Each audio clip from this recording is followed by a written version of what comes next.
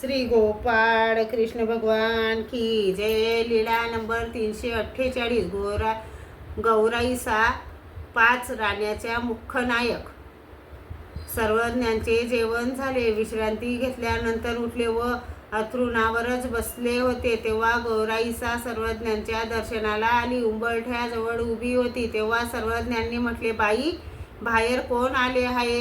बाईसाने तिकडे पाहिले. बाबा, कोण आले आहे? सर्वज्ञांनी सांगितले, बाई, पंचराणीयाचा मुख्य नायक आला आहे. बाईसा बाहेर पाण्यासाठी गेली तेव्हा गौराईसा उभी होती. बाईसाने म्हटले, बटिके, आत ये, बाबाला दंडोत कर. मग ती आली, सर्वज्ञांना दंडोते घातली, श्रीचरणा लागली आणि सर्वज्ञांजवळ बसली. सर्वज्ञांनी सांगितले, बाई, तुम्ही आमच्या दर्शनाला आल्या तर आमच्या पूजा वसराच्या वेळी कधी येत नाहीत ते का?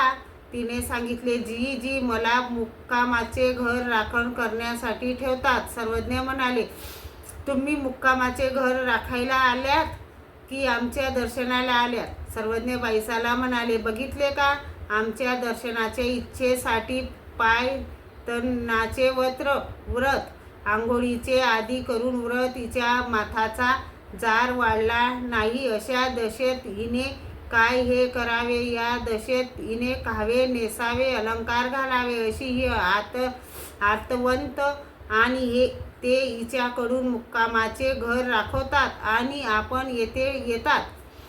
सर्वज्ञ तिला म्हणाले, बाई, ते निघू लागले की आपण पुढे येऊन उभे राहायचे, मग ते आपल्या मुक्कामाच्या घराचे काहीही करोत, आपण मात्र येथील सोहळ्याला कधी चुकू नये. श्री गोपाळ कृष्ण भगवान की जय।